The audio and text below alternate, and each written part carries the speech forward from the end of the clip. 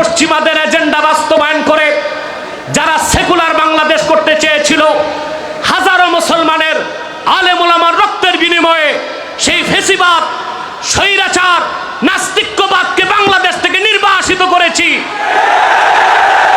কিন্তু মুসলমান, আজও আমরা সংখ্যা মুক্ত নই।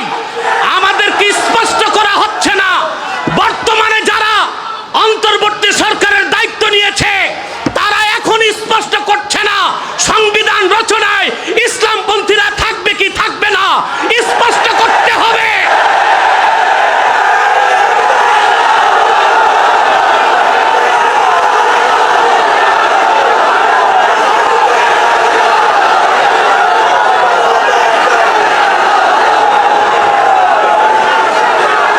আগে যারা ছিল ক্ষমতায় ভারতের তাবেদারি করেছে,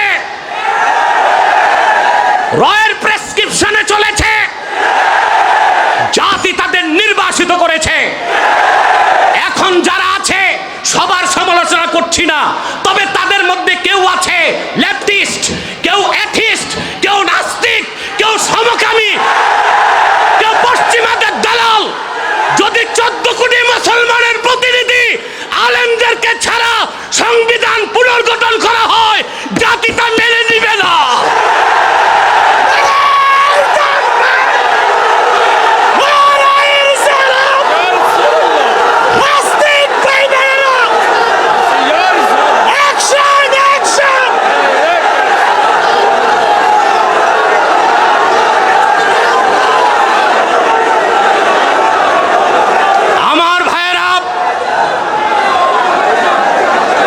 বুদ্ধিজীবীদের পক্ষ থেকে বলা হচ্ছে, বসেন, বুদ্ধিজীবীদের পক্ষ থেকে বলা হচ্ছে নতুন বাংলাদেশের কোন আদর্শ থাকবে না, রাষ্ট্রের পলিসি থাকবে, আদর্শ থাকবে না।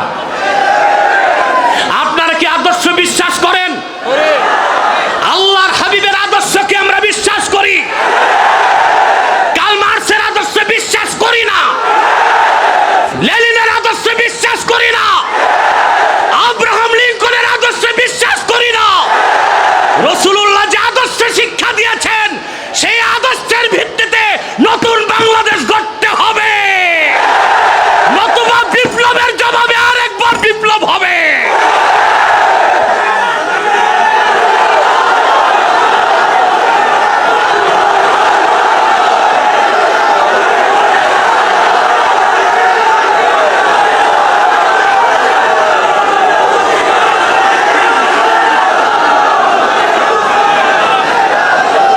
সম্মানিত সুধী,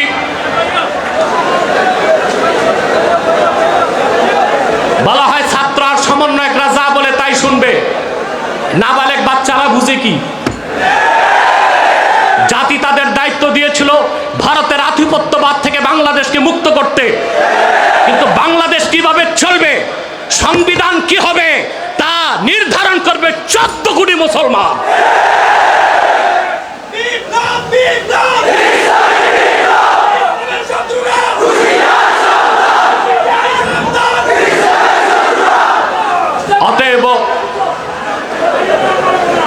অতএব ইবাদত হচ্ছে শুধু নামাজ, রোজা, হজ, যাকাত নয়।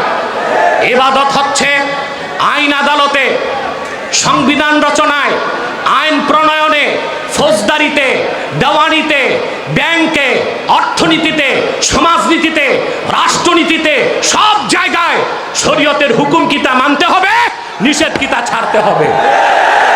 তাহলে আমরা কি আদর্শ মুক্ত বাংলাদেশ চাই না আদর্শ ভিত্তিক বাংলাদেশ চাই?